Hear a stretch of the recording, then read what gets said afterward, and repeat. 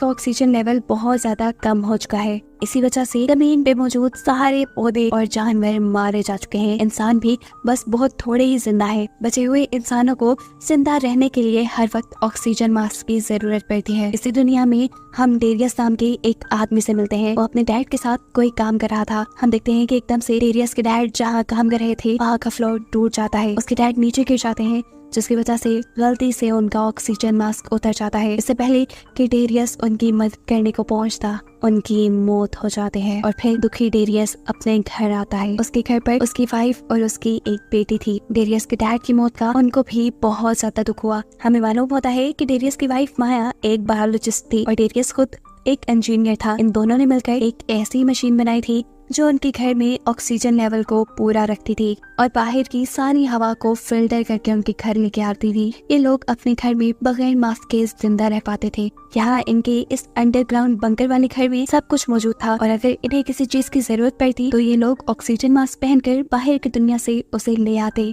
Darius माया से कहता है कि कल को मैं डैड की ग्रेव बनाने जाऊंगा और मेरे साथ कोई भी नहीं जाएगा क्योंकि हमारे पास ऑक्सीजन के रिसोर्सेज बहुत थोड़े हैं। यहाँ एकदम से उसको अपने ऑक्सीजन मशीन वाले सिस्टम में भी बीप सुनाई देती है। वो जाकर चेक करता है तो उसे मालूम होता है कि जमीन का ऑक्सीजन लेवल और गिर गया है। ऐसे में अब उनकी मशीन उन्हें इतनी भी ऑक्सीजन प्रोवाइड नहीं करेगी कि यहाँ पर 3 लोग जिंदा रह पाए। अब इनकी मशीन सिर्फ 2 लोगों को जिंदा रखने के लिए ऑक्सीजन बना पा रही थी। ये सब देखकर डेरियस बहुत ज्यादा परेशान होता है। अगली सुबह हम देखते हैं कि डेरियस अपने डैड की ग्रेव बनाने के लिए बाहर जाने वाला था। वो अपनी बेटी से कहता है कि अपनी मॉम का ख्याल रखना, बार बार जनरेटर चेक करती रहना और देखना कि मशीन में कोई प्रॉब्लम ना हो। माया और उसकी बेटी जोहरा को लगता था कि डेरियस शाम तक लौट आएगा, लेकिन उस शाम के बाद वो कभी वापस नहीं आया। 6 महीने गुजर गए। ये लोग उसको ढूंढने भी नहीं गए क्योंकि अगर ये लोग यहाँ से बाहर निकलते तो खुद मर जाते। इस बंकर में अब सिर्फ माया और जोहरा ही रहती थी। उन्हें आज भी ये उम्मीद थी कि डेरियस वापस आ जाएगा। इस उम्मीद में ये दोनों जिंदा थी और एक दूसरे का बहुत ख्याल रखती थी। माया जो बायोलॉजिस्ट थी उसने अब आहिस्ता आहिस्ता अपने इस बंकर से बाहर निकलना शुरू कर दिया था क्योंकि उसे उम्मीद थी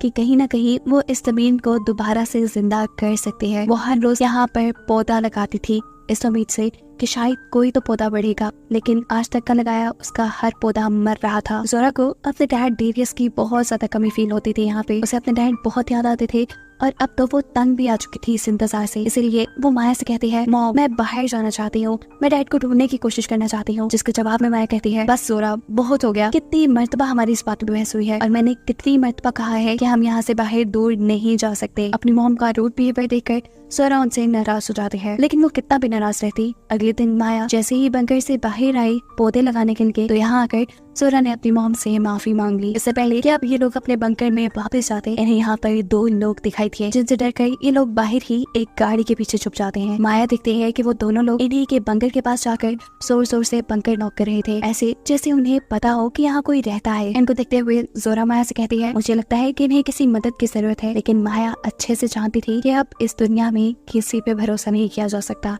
माया का प्लान था कि जैसे ही वो दोनों इनके बंकर से दूर जाएंगे ये लोग भागकर अपने बंकर में वापस जाकर छुप जाएंगे। इससे पहले कि वो दोनों लोग यहाँ से चले जाते, माया और जोहरा दोनों की ही ऑक्सीजन मशीन बीप करने लग जाती है क्योंकि उसमें ऑक्सीजन बहुत कम रह गया था। और ऐसे वहाँ पे खड़ी हुई औरत को इनके बारे में पता चल जाता है। जैसे ही वो औरत इन तक पहुँचती है तो देखती है कि वहाँ कोई नहीं था क्योंकि जोहरा और माया पहले ही यहाँ से भाग चुके थे। इस लड़की का दूसरा साथी उनके बंकर की छत के ऊपर था। वो जोर जोर से चिल्लाकर अपने साथी को कह रहा था, पीछे देखो पीछे देखो। इससे पहले कि वो लड़की पीछे देखती, जोहरा और माया दोनों उसे धक्का देते हुए अपने बंकर के अंदर घुस जाते हैं। वो लड़की खड़े होकर पीछे से चिल्लाती रह जाती है, प्लीज मेरी बात सुनो, हमें बस तुम्हारी मदद की जरूरत है, हमारी मदद करो। लेकिन माया उनकी एक नहीं सुनती। बंकर के अंदर जाने पर जोहरा और माया अपने बंकर की छत वाली विंडो से इन दोनों से बात करती है और कहती है, यहाँ से चले जाओ। जवाब में वो लड़की कहती है, नहीं मैं तुम्हारी मदद के बगैर यहाँ से नहीं जा सकती। देखो यहाँ से कुछ ही दूरी पर हमारा 100 लोगों का एक कैंप है और सबकी जान खतरे में है। अगर तुमने हमारी मदद ना की तो सब लोग मर जाएंगे। मैं तुम्हें, तुम्हारी बेटी को और तुम्हारे हस्बैंड को बहुत अच्छे से जानती हूँ। तुम्हारे हस्बैंड का नाम डेरियस है, वो मेरा दोस्त था। तुम माया हो, तुम्हारी बेटी का नाम जोहरा है। देखो मैं सब जानती हूँ, बस मुझे इतनी सी मदद चाहिए कि मुझे तुम्हारे बंकर का ऑक्सीजन फिल्टर करने वाला सिस्टम देखना है जिसके बारे में मुझे डेरियस ने बताया था। हमारे कैंप में सैकड़ों लोग रहते हैं और वहाँ पर भी सेम ही फिल्टर लगा है। हमारे ऑक्सीजन फिल्टर में कुछ खराबी आ गई है। मैं बस तुम्हारे वाला ऑक्सीजन फिल्टर देखकर उससे आइडिया लेना चाहती हूँ कि कैसे हम अपने फिल्टर्स को ठीक कर पाए। जवाब में माया कहती है, मुझे डेरियस ने तुम्हारे बारे में कुछ नहीं बताया था, मुझे तुम पे बिल्कुल एतबार नहीं, और वैसे भी तुम लोग नीचे बंकर में नहीं आ सकते क्योंकि नीचे सिर्फ 2 लोगों के लिए ऑक्सीजन है। अगर तुम लोग यहाँ आए तो हम लोग भी मर जाएंगे। तब वो लड़की कहती है, प्लीज हम तुम्हारा ज्यादा वक्त नहीं लेंगे, मुझे सिर्फ उस मशीन का ब्लूप्रिंट दे दो। माया एक और बार इन लोगों को यहाँ से जाने को कहती है, लेकिन ये यहाँ से नहीं जाती। उनको देखते हुए जोरा माया से कहती है, मॉम मुझे लगता है हमें इनकी मदद करनी चाहिए। वो हमारे बारे में जानते हैं, डैड के बारे में जानते हैं। ऐसा भी हो सकता है कि शायद इन्हें डैड का पता हो, शायद डैड इन्हीं के साथ हो। जोरा की बात मानते हुए अब वो इन दोनों को अंदर लाने के लिए तैयार तो हो जाती है, लेकिन भरोसा इनके ऊपर अभी भी इससे नहीं था। वो पहले खुद बाहर जाती है और गन पॉइंट पे इन्हें लेकर इनके सभी वेपन्स छुड़वा देती है। इस लड़की का नाम टेस था। माया यहाँ टेस से अपने साथी के हाथ बांध कर उसे जमीन पे लेटने को कहती है, जो भी ये लोग कर लेते हैं। अब जैसे ही माया बंदी बनाकर इन दोनों को अपने बंकर में ले जाने वाली थी, इनका तीसरा साथी भी आ गया। उसके हाथ में गन थी। माया को इससे खतरा लग रहा था, इसलिए माया ने उसे शूट कर दिया, जिसकी वजह से इस आदमी का कंधा जख्मी हो गया। माया को अब इन लोगों पे भरोसा नहीं रहा था। वो इन्हें अपने बंकर के अंदर नहीं ले जाने वाली थी, लेकिन जब माया खुद बंकर के अंदर जाने लगी तो वो जख्मी आदमी भी जबरदस्ती उसके बंकर के अंदर आ जाता है, जिसे माया बंदी बना लेती है। टेस और उसका दूसरा साथी जो बंकर के बाहर ही रह गए थे, वो दोबारा माया से रिक्वेस्ट करने की कोशिश करते हैं, देखो प्लीज हमें अंदर आने दो, हमारा अंदर आना बहुत जरूरी है। लेकिन माया का भरोसा अब इनके ऊपर से बिल्कुल टूट चुका था। टेस उसे समझाते भी है, देखो वो तीसरा साथी तुम्हारे बारे में कुछ नहीं जानता था, उसे लगा कि तुम हमें नुकसान पहुंचा रही हो, इसलिए उसने तुम्हारे ऊपर गोली चलाई। लेकिन माया एक सुनने वाली नहीं थी। अब टेस का साथी टेस से कहता है, देखो तुम्हारे प्लान पे वर्क करके हमने बहुत देख लिया, हमें देर भी हो रही है, ये ना हो कि सारे लोग मर जाए। अब मैं अपने तरीके से काम करूंगा। असल में उसका प्लान माया के बंकर के दरवाजे को तोड़कर जबरदस्ती माया के घर के अंदर घुसने का था। लेकिन माया भी कोई आम बंदी नहीं थी। इनकी सारी चालाकियों को वो जानती थी। जैसे ही वो लोग ड्रिल के जरिए इनके बंकर में सुराख करने लगते हैं तो माया अपने डोर में लगे हुए एक सिस्टम के जरिए उसकी ड्रिल को ही शॉक देकर खराब कर देती है, और ऐसे इनका माया के बंकर में घुसने का ये प्लान भी फेल हो जाता है। अब ये लोग एक नया प्लान बनाते हैं, जिसके चलते टेस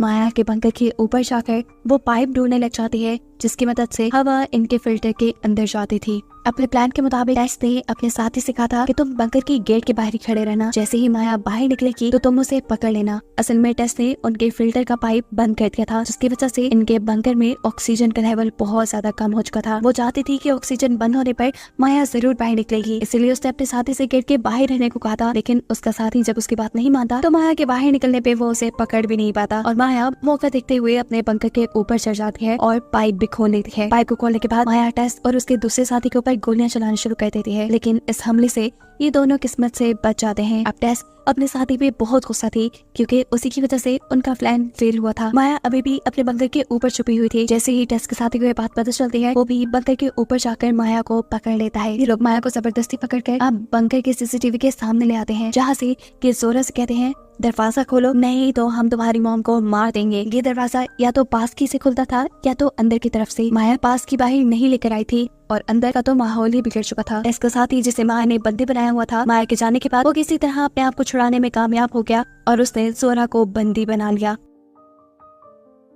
खुद इसका काफी सारा खून बह चुका था, ऐसे में वो खुद मर गया और जोरा भी बेचारी की गेट खोलने के काबिल न रही। जोरा अपनी सिचुएशन के बारे में भी उन्हें नहीं बता पा रही थी, क्योंकि गेट का माइक उससे बहुत दूर था और वो खुद तो बंधी हुई थी। खैर वो इस टाइम कोशिश करती है और माइक को किसी तरह अपने करीब करके उसमें बोलना शुरू करती है। वो उन्हें बताती है कि शायद वो आदमी मर चुका है और मुझे उसने मरने से पहले बांध दिया था, और ऐसे में वो दरवाजे को नहीं खोल सकती। ये बात सुनकर टेस और टेस के दूसरे साथी को बहुत ही ज्यादा गुस्सा आ जाता है। गुस्से में टेस अब माया से कहती है, देखो अंदर तुम्हारी बेटी भी फंसी है, उसे बचाने के लिए तुम क्या करोगी, तुम क्या कर सकती हो इस बंकर को खोलने के लिए, वो करो। तब माया कहती है, सिर्फ एक रास्ता है, लेकिन उसके लिए हमें बहुत दूर जाना पड़ेगा। एक और पास की है जो डेरियस के पास थी, लेकिन डेरियस आज से 6 महीने पहले घर से निकला था और आज तक वापस नहीं लौटा। यहाँ एक बहुत बड़ा सच ये रिवील होता है कि माया ये बात जानती थी कि डेरियस मर चुका है, क्योंकि उसे डेरियस का एक लेटर मिला था जिसमें लिखा था कि अब उनके बंकर में सिर्फ 2 लोगों के लिए ही ऑक्सीजन है और उसने हम दोनों को बचाने के लिए अपने आप को मार डाला।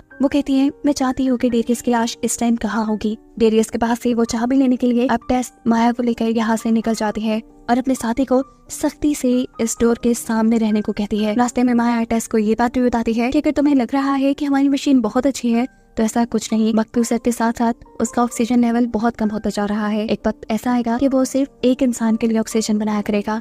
ऐसे में हमारे पास बस बहुत थोड़ा वक्त है, हम खुद भी उस मशीन को मॉडिफाई करने की कोशिश कर रहे हैं। ये सारी बातें और डेरियस की मौत की बात अभी तक माया ने जोरा से छुपाई हुई थी। थोड़ी दूर जाने पे फाइनली माया को डेरियस की लाश मिल जाती है, जिसे देखते हुए वो अपने ऊपर कंट्रोल न कर पाई, उसे रोना आने लगा। टेस उसे कहती है, माया हमारे पास इतना टाइम नहीं है, तुम पास की लो और चलो, हमारे पास ऑक्सीजन भी कम है। डेरियस के बैग से चाबी निकालते हुए माया को डेरियस के बैग से ये गन भी मिली, जिस गन को वो अपने पास रख लेते हैं। वो चाहती तो यहाँ वो टेस को मार भी सकती थी और खुद वापस जा सकती थी, लेकिन उसने यहाँ पर टेस की मदद की, क्योंकि कहीं ना कहीं उसे अब टेस पे भरोसा होने लगा था। बिना वक्त जाया किए अब इन्हें माया के बंकर में वापस जाना था, लेकिन बदकिस्मत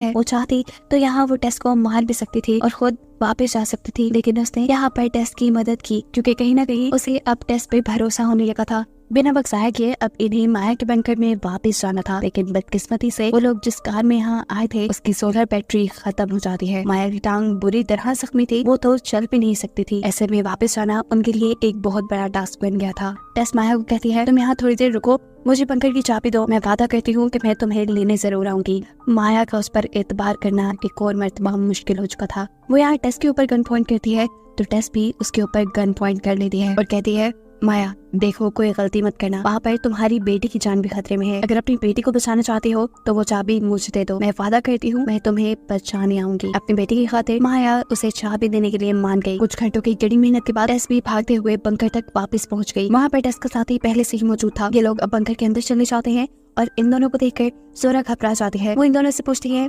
मेरी मॉम कहाँ है? टेस जवाब में कहती है, वो ठीक है, उनका पाँव जख्मी था, वो यहाँ नहीं आ पाई, लेकिन वो जिंदा है, मैं चलती उन्हें वापस ले आऊंगी। जोरा पूछती है कि तुम्हें एक और चाबी कहाँ से मिली? ये तो मेरी डैड की चाबी थी। टेस उसे दुख नहीं देना चाहती थी, लेकिन मजबूरन उसे बताना पड़ा कि तुम्हारे डैड 6 माह पहले ही मर चुके हैं। और ये बात सुनकर जोरा टूट जाती है। यहाँ टेस का दूसरा साथी अब टेस के ऊपर गन तान देता है और गुस्से में कहता है, चलो चलो अपना काम करो, जल्दी से मुझे ब्लूप्रिंट्स दो। लेकिन टेस उसे यहाँ कहती है, रुको मुझे कुछ वक्त चाहिए, तुम ये काम कर लो, मुझे माया को बचाने जाना है। लेकिन यह आदमी जोरा के ऊपर गन पॉइंट करके टेस से कहता है, मुझे बस इस मशीन के ब्लूप्रिंट्स चाहिए, अगर तुमने मुझे ना दिए तो मैं इस लड़की को मार दूंगा। ना चाहते हुए भी टेस उनकी फिल्ट्रेशन मशीन खोलती है और यहाँ उसे कुछ समझ नहीं आता और अब वो अपने दूसरे साथी यानी अपने बॉस को सब सच बता देती है। वो कहती है, मैं डेरियस को नहीं जानती थी, मैंने तो इन लोगों की बातें रेडियो से सुनी थी, हमें इस मशीन को चेक करने के लिए इसकी मॉम को लाना पड़ेगा। वैसे भी ये मशीन ज्यादा बड़ी नहीं है, ये सिर्फ 2 ही लोगों को जिंदा रख सकती है। टेस की ये बात सुनते ही वो आदमी टेस को गोली मार देता है, क्योंकि उसे खुद जिंदा रहना था। टेस को मरता देखकर जोरा बुरी तरह घबरा गई, क्योंकि अब वो इस पागल आदमी के साथ यहाँ फंस चुकी थी। अब क्योंकि जोरा को भी ये बात मालूम हो गई थी कि कुछ अरसे बाद की मशीन सिर्फ एक इंसान के लिए ऑक्सीजन बनाएगी, तो उसे इस चीज का भी अंदाजा हो गया था कि थोड़ी ही दिनों बाद ये आदमी उसे भी मार डालेगा। ये रात यूं ही कट जाती है, जोरा रोती रहती है, जबकि सीन कट होकर हमें जोरा की मॉम को दिखाया जाता है, यानी माया को, जो कि अभी तक वही फंसी हुई थी। सुबह होने तक भी जब टेस यहाँ नहीं आई तो उसे पता चल गया कि टेस ने उसे धोखा दिया है। उसके सिलेंडर में ऑक्सीजन भी बहुत कम रह गई थी, लेकिन यहाँ किस्मत ने उसका साथ दिया। सुबह होते ही धूप आ गई और उसकी कार चार्ज हो गई, जिसे लेकर वो जल्दी से अपने बंकर तक आ गई। बंकर के पास आते ही वो सबसे पहले अपनी एयर फिल्ट्रेशन पाइप को बंद कर देती है, ताकि अंदर ऑक्सीजन बंद हो जाए और जो लोग इनके बंकर के ऊपर कब्जा करके बैठे हैं वो सब के सब बाहर निकल आए। बंकर के अंदर का सिस्टम जैसे ही खराब होता है तो वो आदमी बंधी हुई जोरा से पूछता है, ये क्या हुआ, इसे ठीक कैसे करना है? उसे तो कुछ भी करना नहीं आता था। तब जोरा बताती है, अक्सर सोलर सिस्टम में कुछ खराबी आ जाती है, इसे ठीक किया जा सकता है। उसे ठीक करने के लिए अब वो आदमी जोरा को बाहर भेज देता है, जहाँ जोरा को माया मिल जाती है। ये लोग एक दूसरे से मिलकर बहुत खुश होते हैं और एक दूसरे को गले लगा लेते हैं। दोनों मिलकर यहाँ का सिस्टम ठीक करते हैं और जब जोरा दोबारा बंकर के अंदर जाने की कोशिश करते हैं तो वो आदमी अब जोरा को बंकर के अंदर नहीं लेके आता। उसे बाहर निकालने का एक ही तरीका था, एयर फिल्ट्रेशन पाइप को दोबारा से बंद कर देना। ये लोग जैसे ही एयर फिल्ट्रेशन पाइप बंद करते हैं तो वो आदमी ऑक्सीजन के बगैर बाहर आ जाता है और उसके बाहर आते ही माया उसे शूट कर देती है। इस हमले से वो आदमी मरा नहीं था, बस सिर्फ जख्मी हुआ था। माया और जोरा जल्दी से अपने बंकर के गेट की तरफ भागते हैं और वो आदमी भी जबरदस्ती उनके गेट में घुस जाता है। अंदर आने पे इन्हें पता चलता है कि इस आदमी ने खुद से इस सिस्टम को ठीक करने की कोशिश की थी, जिसके चक्कर में उसने ये सिस्टम बिल्कुल तबाह कर दिया था। अंदर बहुत सी गैसेस फैल चुकी थी, साथ ही अब इस आदमी ने इनके ऊपर गन भी दान दी थी। माया उसे समझाती है, रुको, ये गन मत चलाना, अगर तुमने ये गन चला दी तो यहाँ आग लग जाएगी, यहाँ का सिस्टम बिल्कुल तबाह हो चुका है। वो आदमी इनकी बात पे यकीन नहीं करता, इनकी बात नहीं मानता और गन चला देता है। इसकी वजह से यहाँ आग लग जाती है और वो खुद ही मारा जाता है। इन दोनों ने तो ऑक्सीजन मास्क पहना हुआ था, जिसके चलते ये लोग बंकर से बाहर निकल आए थे। इनके ऑक्सीजन टैंक्स में भी ऑक्सीजन ज्यादा नहीं थी। अब रहते भी तो कहाँ रहते, बंकर इनका तबाह हो गया था। बचने की बस एक ही उम्मीद थी, टेस की बताई हुई वो कम्युनिटी जहाँ उसने बताया था कि सैकड़ों लोग रहते हैं। काफी लंबा सफर तय करने के बाद इनके टैंक्स की ऑक्सीजन खत्म हो जाती है और ये दोनों बेहोश हो जाते हैं। इन्हें होश आया तो किसी ने इन्हें रेस्क्यू कर लिया था और मालूम हुआ कि ये लोग उस कम्युनिटी के पास ही बेहोश हुए थे, जिसके बारे में टेस ने उन्हें बताया था। ये कम्युनिटी सच में एग्जिस्ट करती थी और यहाँ बहुत से लोग रहते थे। माया और जोरा भी अब यही रहने लगे थे। यहाँ पे रहने वाले सभी लोग अच्छे थे और एक दूसरे की मदद करने वाले थे। माया और जोरा भी यहाँ अब इनके अच्छे कामों में